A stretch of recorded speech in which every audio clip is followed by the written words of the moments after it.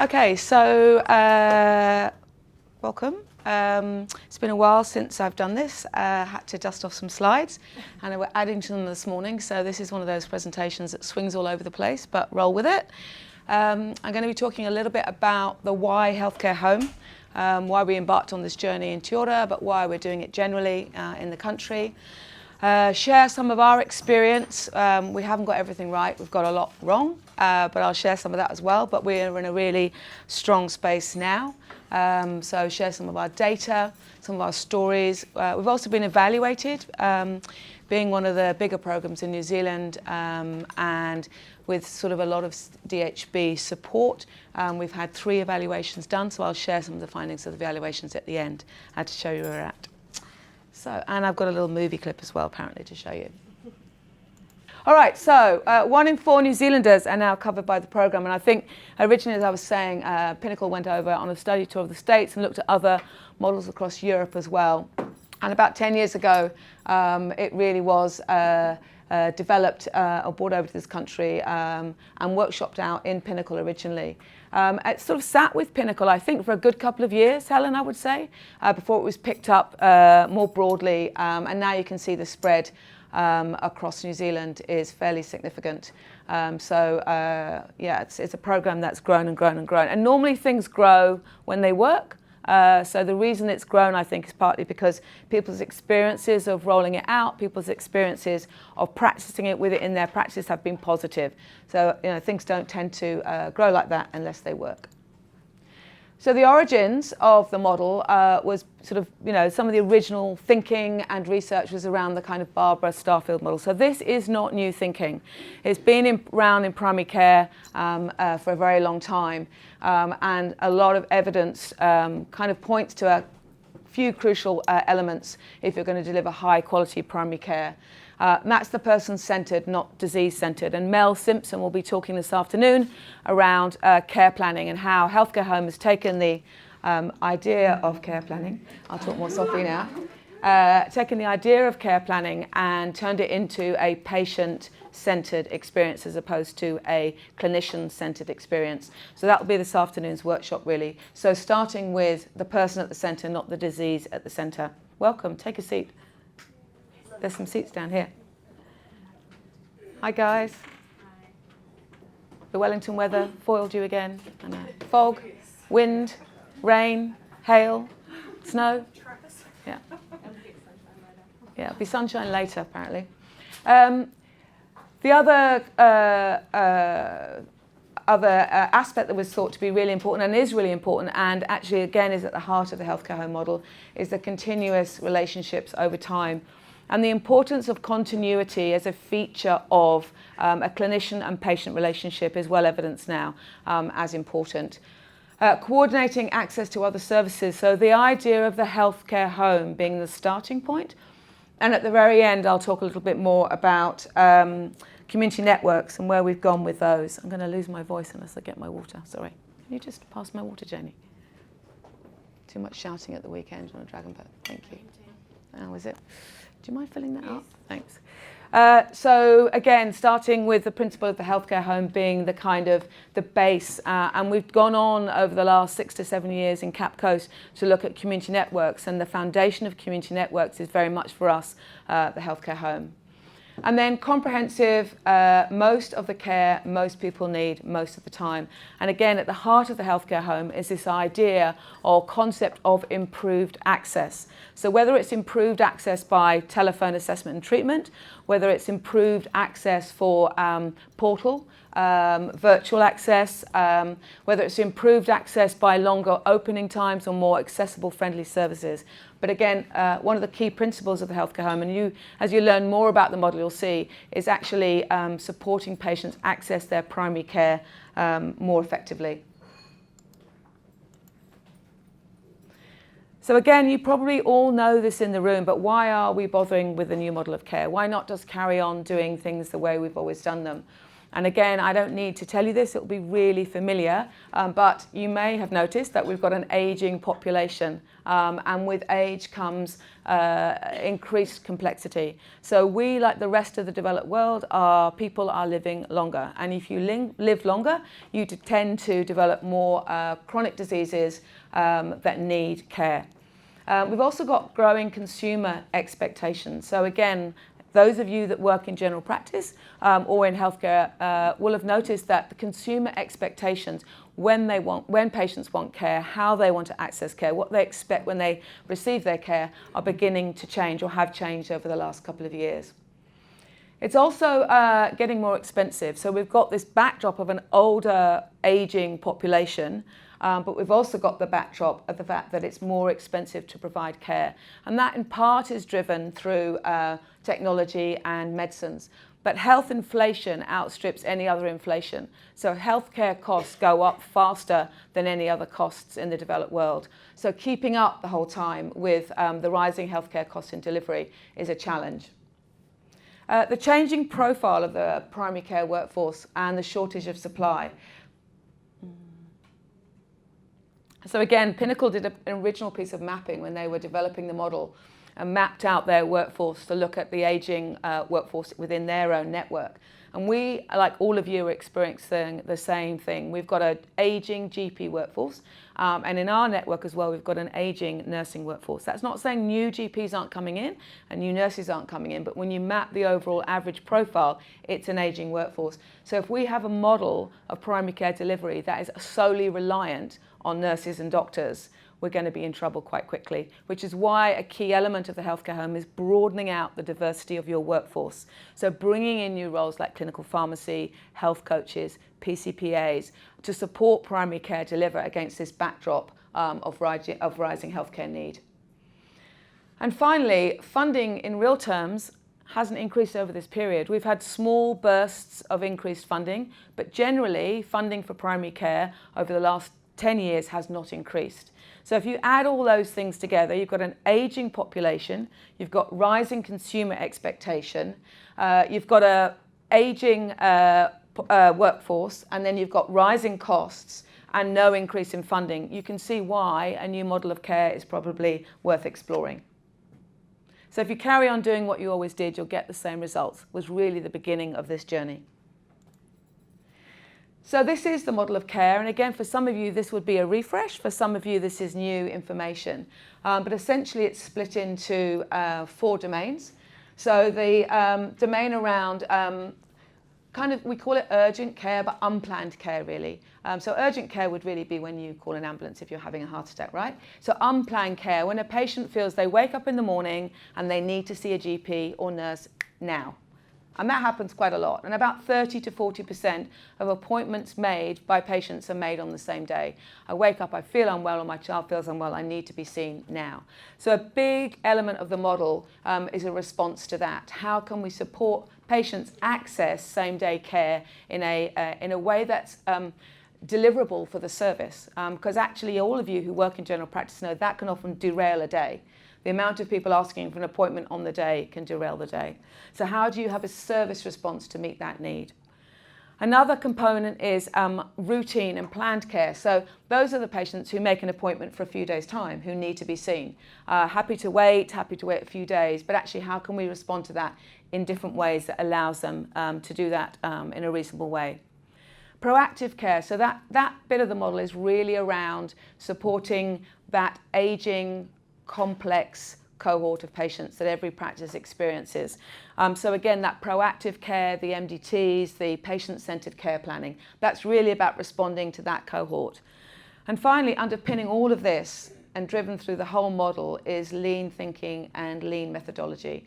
And Jo Henson, I think, is coming tomorrow and running a workshop on lean and lean thinking. And you who don't know Jo will love her. She's an amazing presenter. But she will talk to you about how a lot of the methodological thinking of the model starts with lean thinking. How do we improve patient flow? How do we improve workflow? How do we improve the patient experience of care and the culture of the organisation? And all of that, if you peel it right back, is lean thinking and lean methodology. So you'll learn about more of that tomorrow. So that's essentially the building blocks with the kind of original model and also the kind of refresh model that make up the model of care. And there's a little YouTube clip now, which I haven't seen, I don't think. I know I should have, but I haven't, which will talk a little bit more about the model. The healthcare home model of care is changing the way everyday Kiwis engage with their general practice team. With increasing patient demand, a limited clinical workforce and finite resources, it's time for a positive change in New Zealand healthcare. By putting the patient first, the model aims to build on what's best about traditional general practice. When it comes to health, we believe that everybody deserves access to the best care. The healthcare home model aims to achieve equitable health outcomes for all. Take Isabel, for example. When she is unwell, she knows she can call up her healthcare home practice and speak directly to her doctor over the phone. Isabel might even save herself a trip to the doctors if it's something they can resolve over the phone. If Isabel's health issues are a little more complex, she can rest assured, knowing her care will be comprehensive and coordinated. Her practice will work with her to develop a health plan tailored to her needs, ensuring she receives the right care at the right time, at the right place, and from the right people.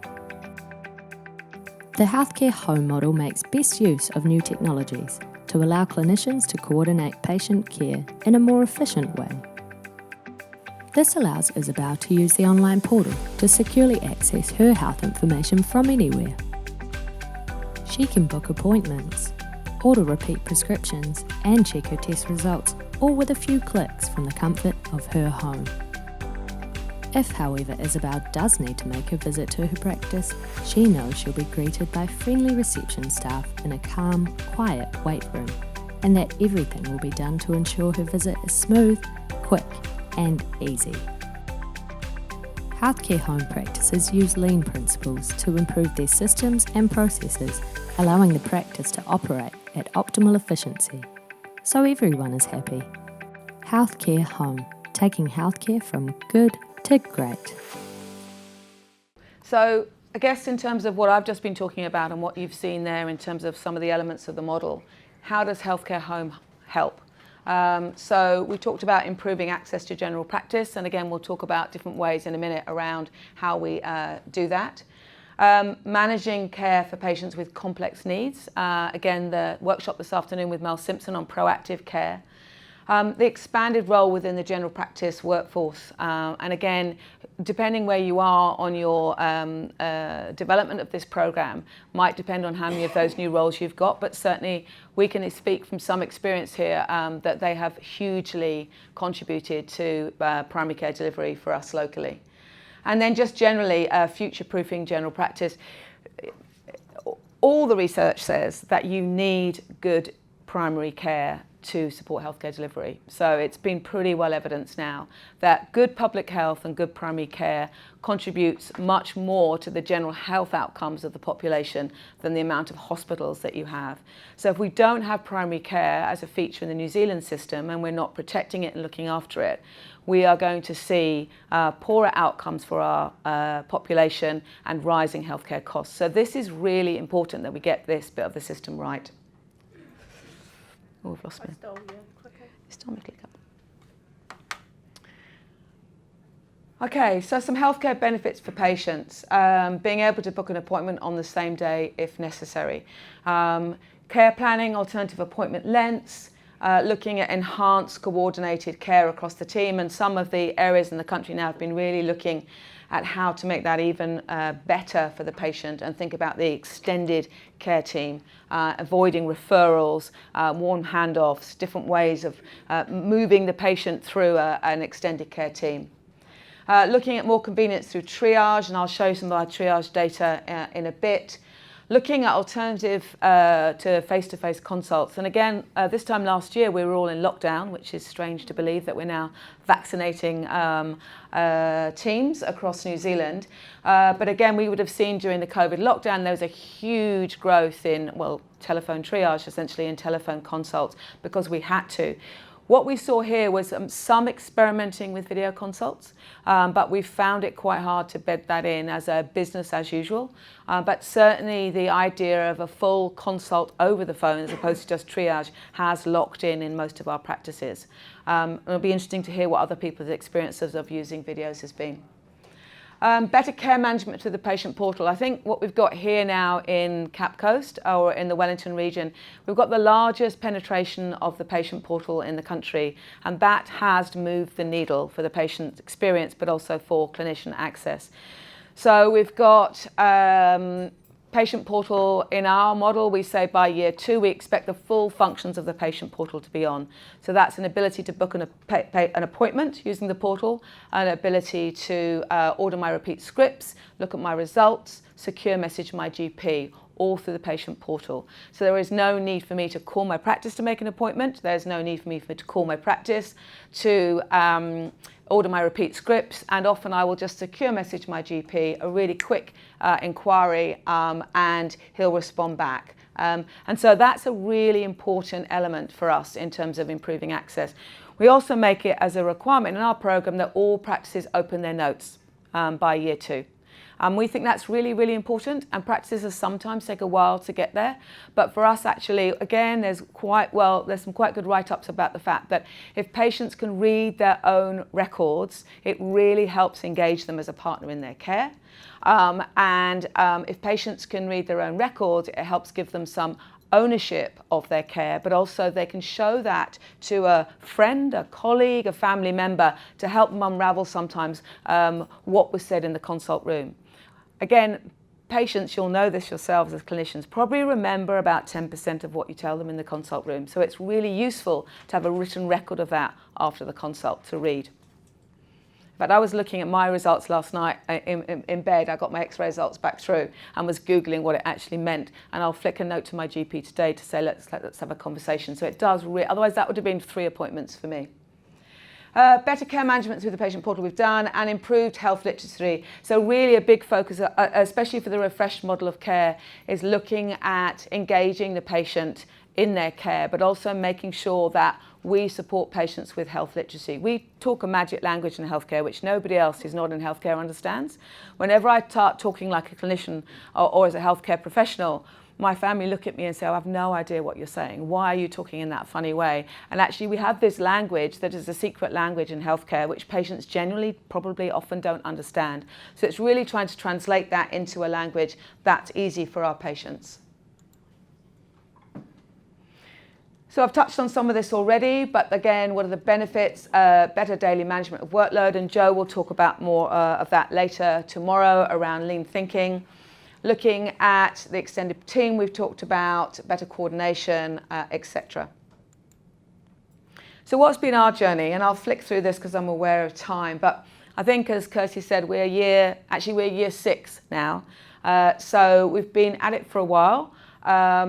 And I'd say we've learnt as we've gone. We've made some mistakes. I think the spirit of the model is very much developmental, evolutionary, learn as you go. And when all our practices join, we say there's a couple of things. If you join, we'll pinch your best ideas and share them really rapidly across our network, which practices are really happy to do because people like to talk about their successes.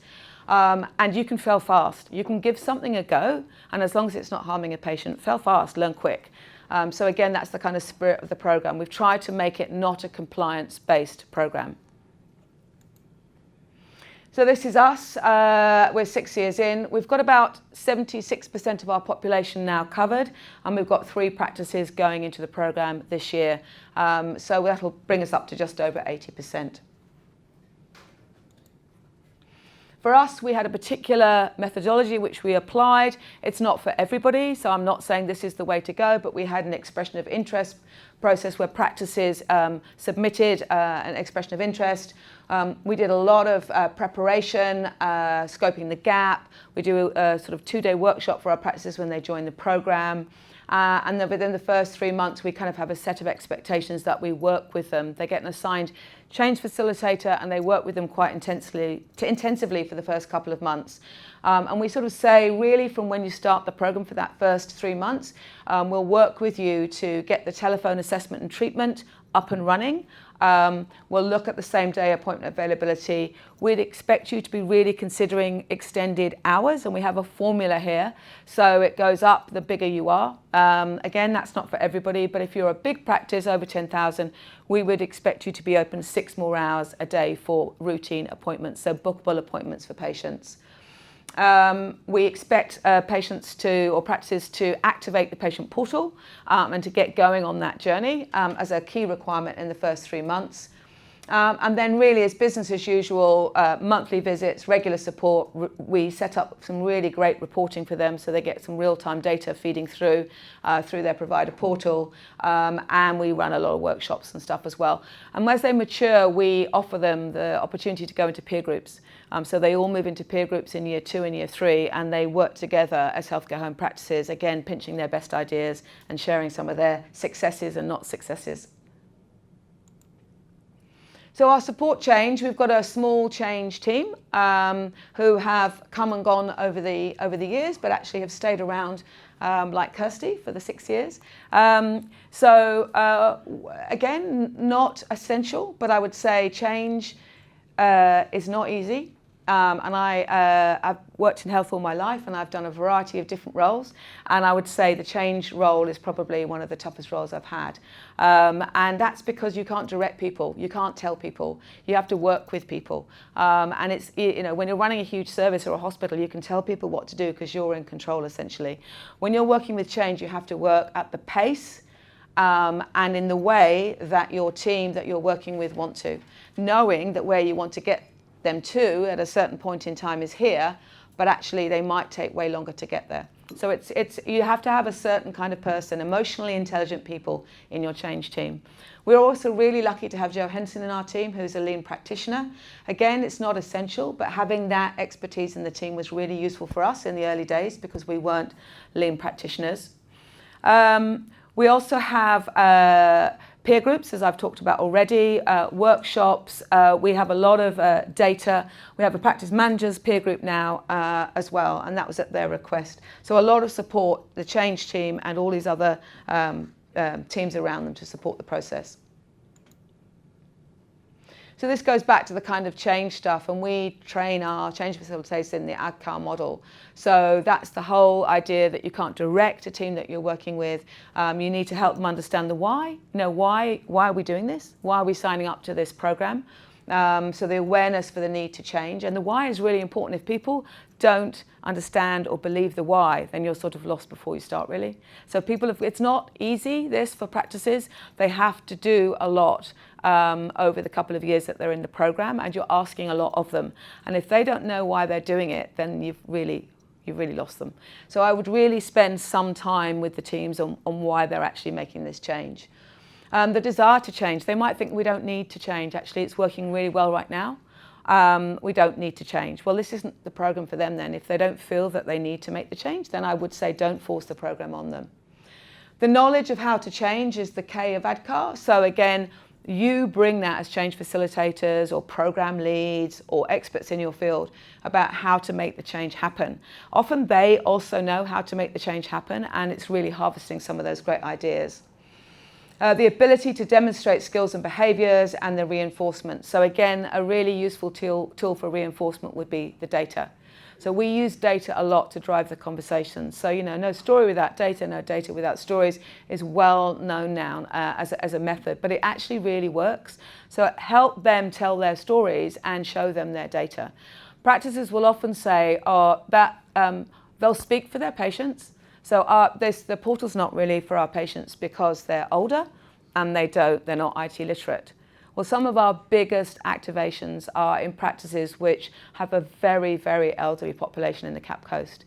One of our small practices, husband and wife team, been there for 40 years, fantastic.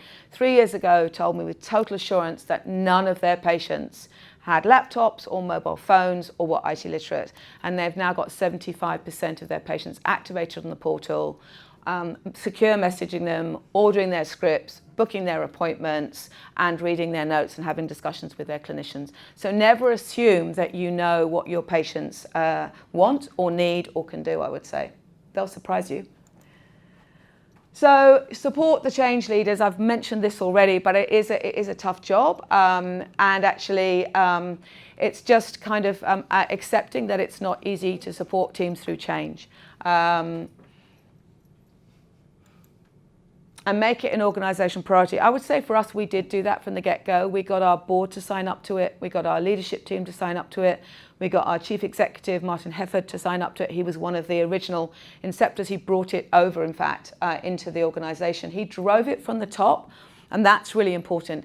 If you haven't got it being driven from the top, and it's not part of your culture, again, as an organisation, if you're doing this across a network, it's very, very difficult. Pinnacle had John McCaskill-Smith at the time. He was absolutely passionate about the programme, and he really drove it for Pinnacle. And the same for us with Martin and the leadership team and the people at the time. Having great clinicians like Kirsty and Chris Fawcett, who really get the model from the get-go, that's really important as well. So if you want that scale and that spread, really focus a little bit on that kind of making it an organisational priority.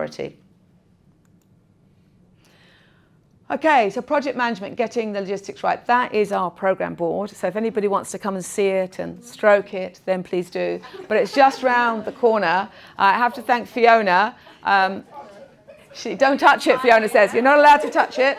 You're not allowed to touch it. So again, from the get-go, we decided that we would use visual management, and it's one of the things that you work with practices on. So you work with practices on visual management, team boards, huddles, have data-driven conversations. So we thought, okay, well, we need to model that, because there's no point in us working with our practices and saying, yeah, you have to do that, and then we've got like nothing. So that was, it started very small and it's got bigger and bigger and bigger. But that sits right behind my desk, actually. And it is the mighty Healthcare Home Board, and you're very welcome to come and see it. And Fiona has just done a major refresh, so thank you, Fiona. It looks gorgeous, I have to say. Jess had put an old picture in there, and I said, can't use that. It looks so lovely now. But basically what we do is we have the model broken down into the 3 domains that we've talked about. So sustainability is the lean thinking, lean methodology, urgent and unplanned care, proactive care and routine care. These are all of our practices across the top. So be careful if you take a picture of it, it's fine, but just kind of leave the practices off if you would. I would ask you to respect that.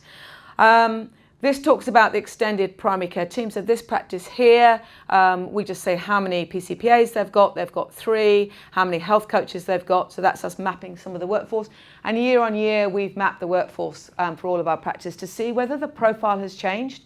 And it's really interesting. We did an evaluation about 2 years ago, and we've got less GPs generally, less practice nurses, and more new roles coming through. And that's not saying GPs and practice nurses are not great, but actually they're a rare commodity. So again, if you have a service that relies on them, then you're going to be challenged at some point. So diversifying and supporting your workforce.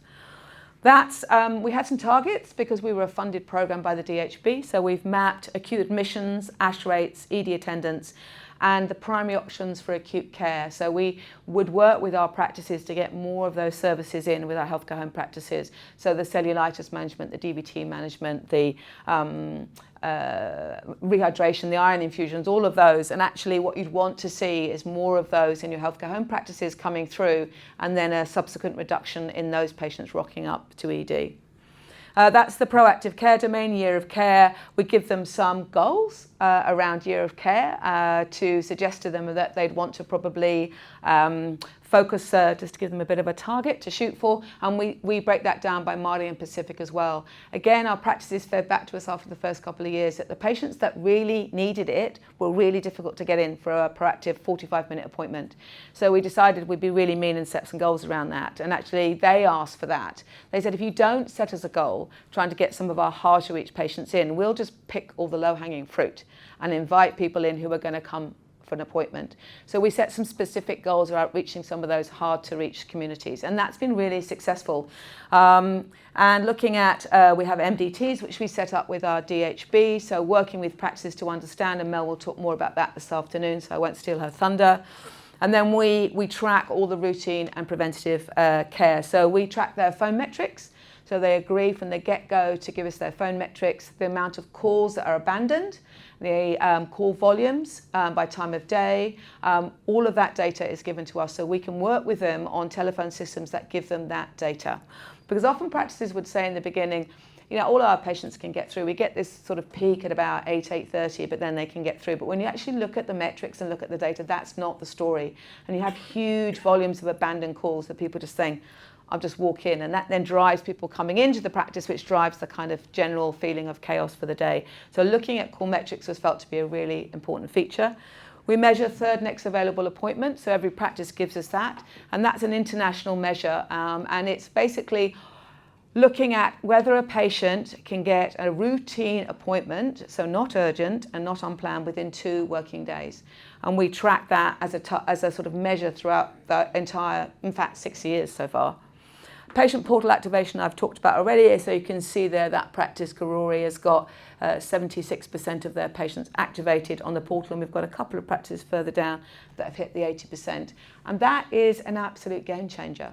Because if you think that 80% of their population are using the portal, that is 80% of the eligible population, so over 16, not booking appointments by the phone, not ringing the nurse's line for their repeat script, not coming in if they need to have a quick conversation with their GP, and have access to their records.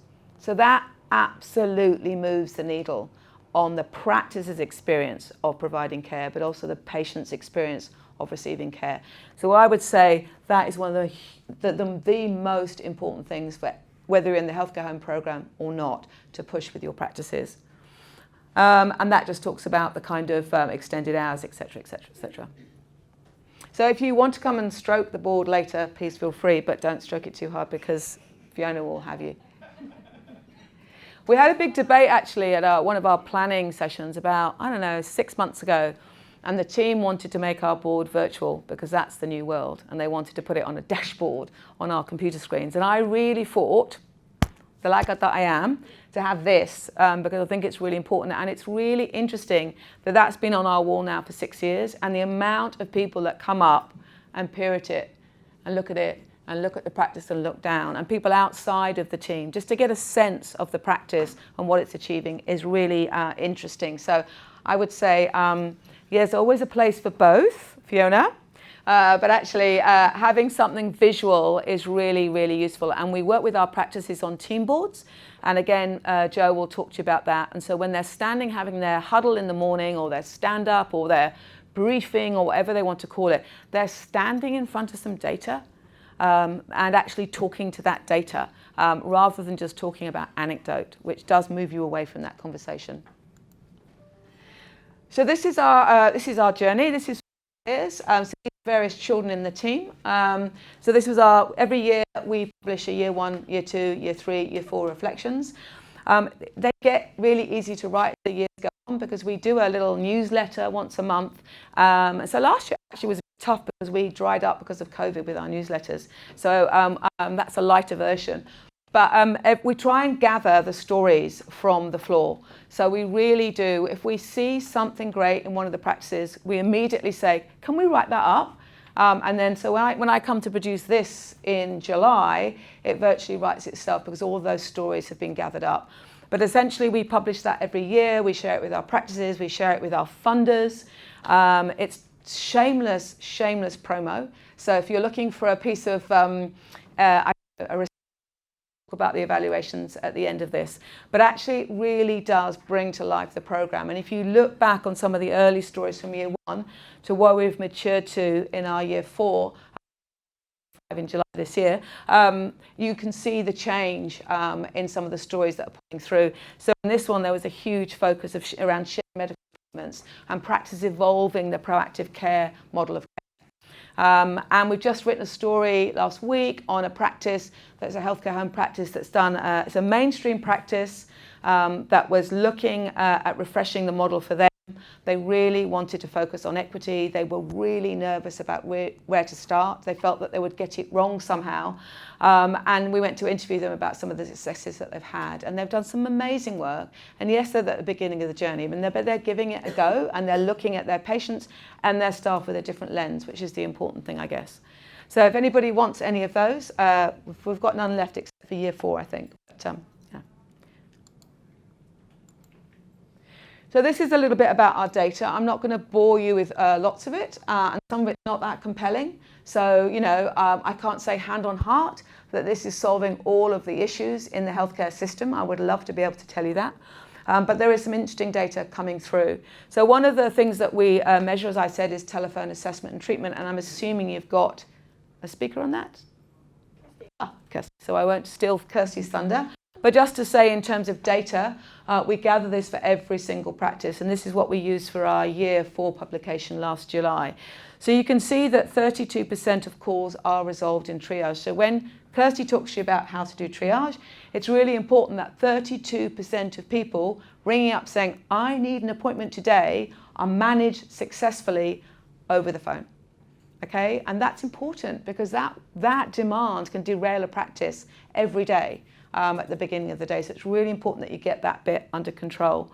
29% is just advice. So you will get better all by yourself, or actually I think I'd like you to have a blood test before you come and see me, or actually if you feel worse, flick me a note on your patient portal, etc., etc.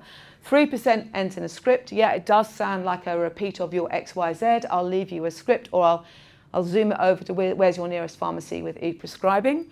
And 11% is unresolved, and that's a GP saying, or a nurse practitioner saying, or a nurse saying, actually, it sounds like I do need to see you. I think I need you to come in, and Kirsty will show you some block time on their templates to allow that to happen. So again, if you think about demand and access, at the heart of this is trying to manage that demand in different ways. Patient portal, this is another key building block. If you nail this bit in the first 3 months, you get it right, then your practices will honestly, they'll be on the journey with you, because this is what often derails practices every day.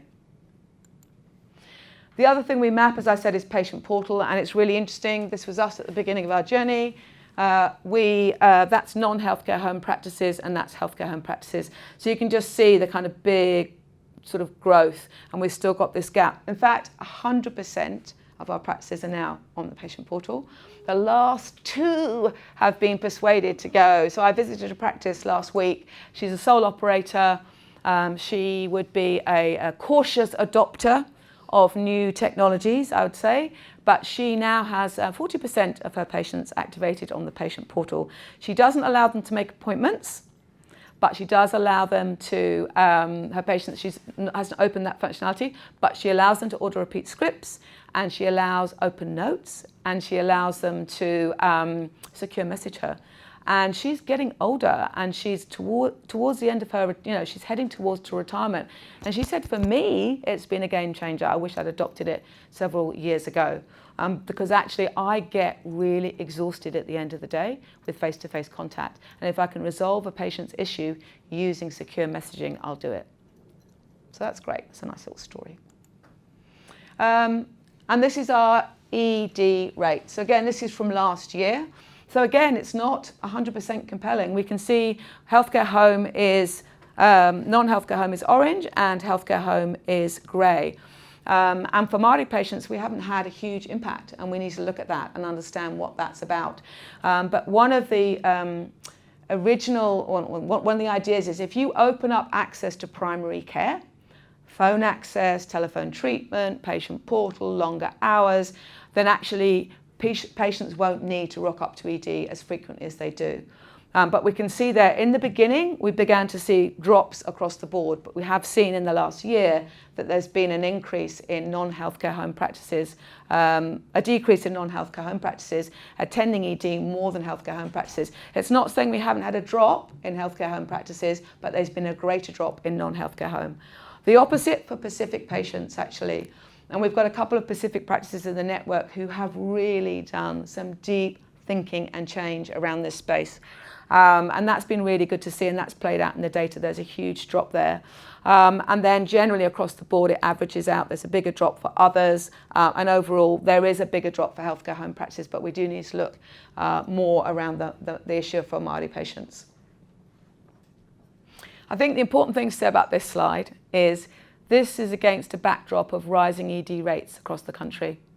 So that's the important context here. So Cap Coast or the Wellington region is one of the few regions in the country that have flatlined on ED attendance over the last 6 years.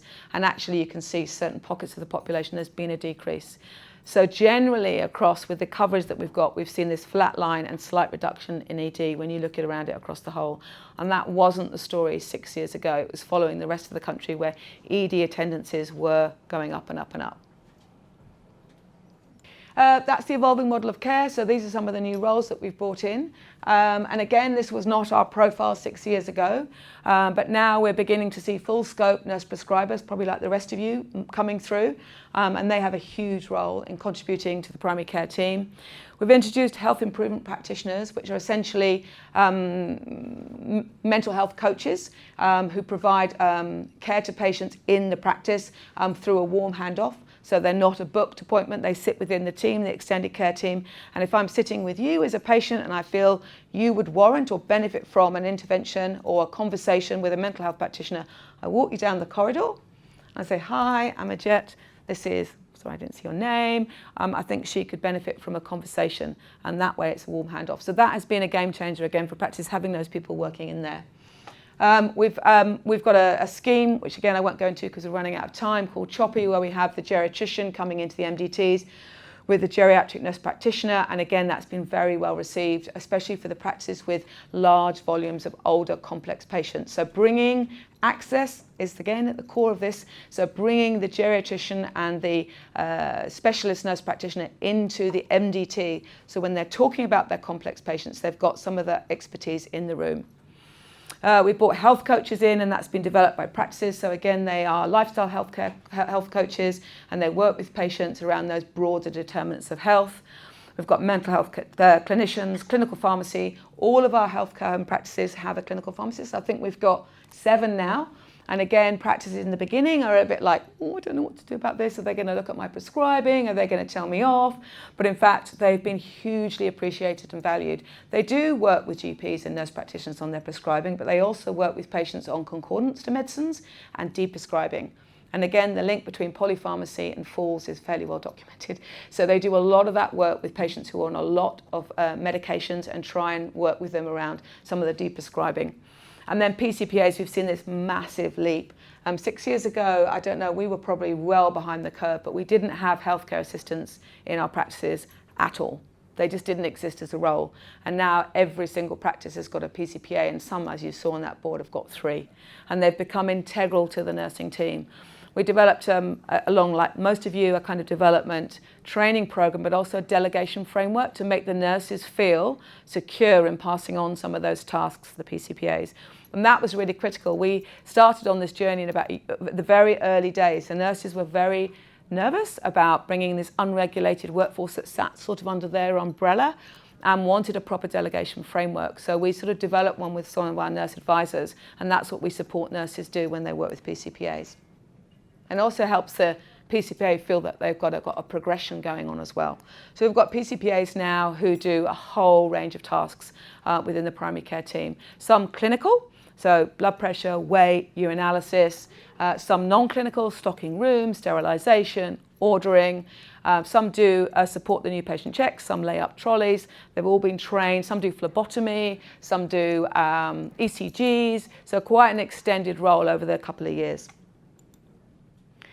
So in the last couple of minutes, I'll talk through some of the CHG. So as I said at the beginning, we were heavily evaluated last year. We had a Pacific evaluation, a Mali evaluation, and a general evaluation from the various great and good academic departments. And if anybody wants to see copies of those, I'm sure they are available. But I suppose these are some quotes that have been pulled out, thank you Jess for this, from some of the evaluations. So sustainability, which is that lean thinking and how do you make practices sustainable. This is a quote from a GP. Flow through the services improves, so patients with high needs tend to be slotted in if necessary. Parking patients happen a lot less. It's rare that we're overwhelmed now. And that's really interesting from a GP who, I know this practice, a couple of years ago, this GP was saying, I'm done. I've done my 35 years, I'm out. I'm going to hand in my stethoscope. And in fact, we've got several GPs who at that probably towards the end of their career who've decided to stay on another 3, 5, and in one case, she's not giving a retirement date now because she really feels that implementing this model in her practice has changed her experience of providing care, but also her patient's experience as well. Around acute care, a GP, it's been a huge success. It enables us to be more effectively manage some of that same day demand. And a manager, patients like it because they don't need to come in. This is the telephone assessment and triage. We have a good success rate of people not having to come in because the GP resolved the issue over the phone.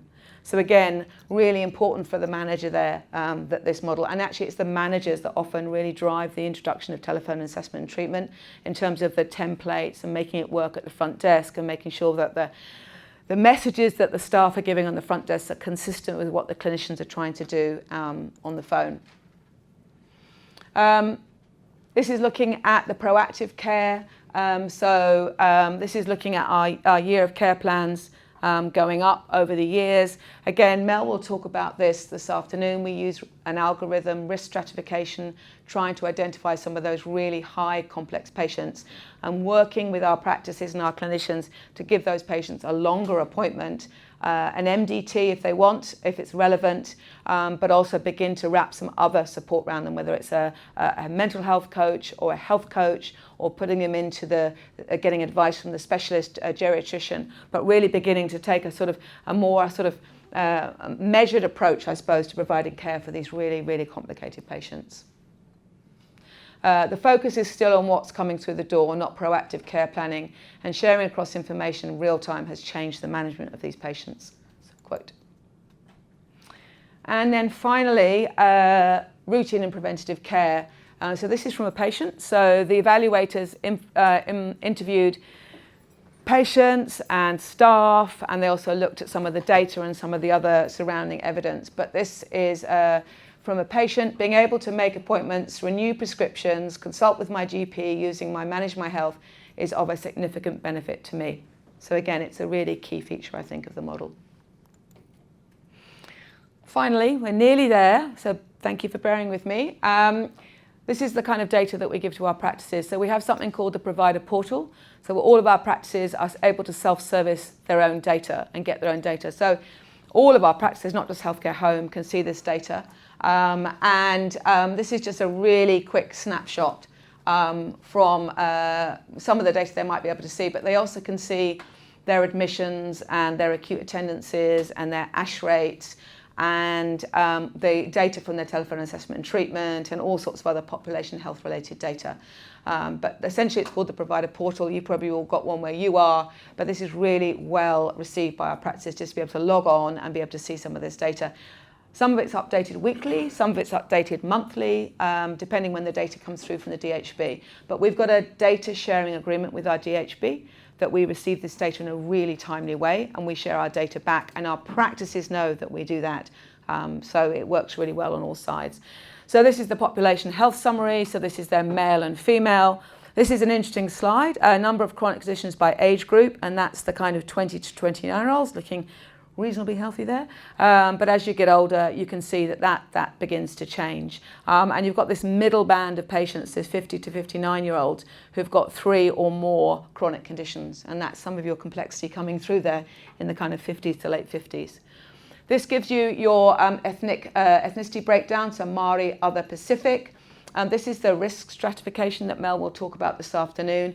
And so it lets them know how many patients, Māori, Pacific or other, have a predicted risk of a hospital attendance.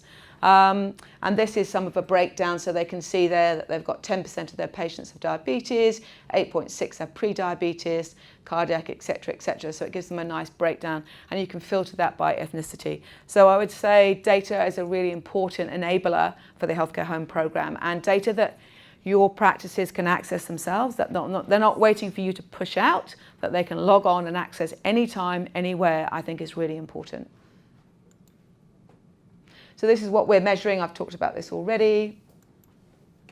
Shared medical appointments, Mel's going to talk about that this afternoon, but very quickly, as our practice mature into the model, we look at shared medical appointments, and it's a longer group consultation with patients with a similar type condition working with a facilitator and a clinician. And what you see when you see one of those happen is that patients tend to learn more from each other than they do one-on-one in the consult room, that they have a longer appointment because it's a 15-minute consult with me as a GP, but I get 45 minutes or an hour with a GP or nurse in the room. That's valuable. They often then say, oh, I know you, and they've gone on to form walking groups or healthy lifestyle groups. And so you're sort of bringing patients together who don't necessarily know that they're sitting in a practice with pre-diabetes and don't know all the other people with pre-diabetes. But if you hook them up together and you give them a longer, hour-long sort of shared medical appointment, you really can see that patients are learning so much about their condition and how to manage it, and also learning heaps from the clinicians in the room as well. But Mel will talk about that a little bit more this afternoon. This is the patient experience stuff, which I'm sure we talked about more, but we do a lot of sort of tell us how you're... So we introduced self-checking kiosks in all of our practices, so enabling... It goes back to lean thinking, like how do you stop the bottlenecks? So one of the bottlenecks for practices is always the reception, right? So everybody's standing at reception waiting for Richard. Richard's on the phone, there's a queue behind him. So why not let patients check in themselves? And actually, while you're at it, you can have it in any language, and you might ask them to update their details. So all of our practices have these, and I can update my telephone number. Is this still your phone number? Tick, yes. Is this still your address? Tick, yes. Do you want this in Mari, Chinese, Spanish? Some practices will ask other questions on their self-checking kiosks as well. And the other thing about Richard is Richard's on the phone, and I'm trying to get him. So we say all the phones off the desk. Answer your phones off the desk, where it's not. And in Pinnacle, you guys have got your patient access center, so they're actually off out of the practice. But just thinking through, and Joe will talk about that, how you work through kind of workflow and move those bottlenecks out of the system. We do some practices hate it, some practices love it. The happy or not, you'll see them at the airport. How was your experience today? Yes, smiley face, not so smiley. And they look at that data and they put it up on their team boards. And this is a nice example from Greytown practice. You've got an ideas tree. And actually, I know Greytown quite well. And sometimes patients put things that aren't so nice on there. But generally, I would say it's really useful, positive feedback. And they have changed a lot in Greytown because of this. And it just gives someone the opportunity to at the practice, write on a post-it note, stick it on the board. You don't need to know what I say, but you could just say, great experience with Mabli as a GP today, or had to wait a long time, couldn't understand why, nobody explained it. Like the new chairs was one of them. So, you know, it just gives you an opportunity as a patient. How often do you get that in a practice where they're saying, tell us what you think? Just real time, you know, just tell us what you think. Okay, I have seriously run out of time now. So community health networks, I think this is the next evolution for us. So we're looking at community health network rollouts. I believe the Federation did a workshop last night, a webinar, and we've done one locally, and they'll all be available on the CoLab site. But essentially, we've worked with our funders to say this is the beginning, the foundation is Healthcare Home. How do you then move into community networks and localities?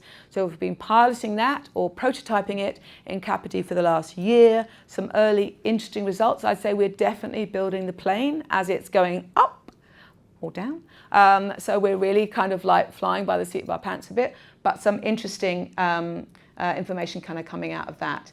And there you can see the construct for us, the architecture of our planning of funders, and our architecture as a PHO is this Healthcare Home at the centre with the kind of extended care team around that. And how do you then align all of those services that often provide episodic care to patients into an extended care team? So that's one of the kind of building blocks for the community networks. And last year we did a project up in Kapiti where we just got providers together to try and solve a problem, and they came up with the ambulance diversion scheme, which has been really successful actually. And we wouldn't have been able to do that in Kapiti if we hadn't had a really mature foundational stone of the Healthcare Home. Our practice would have been like, get out of here. We've got enough dealing with this, you know, all the work that's coming through for us. We do not want the local ambulances diverting acutely ill patients to our practice. So that has been, we wouldn't have been able to do that scheme without the foundation of the Healthcare Home. And that's it.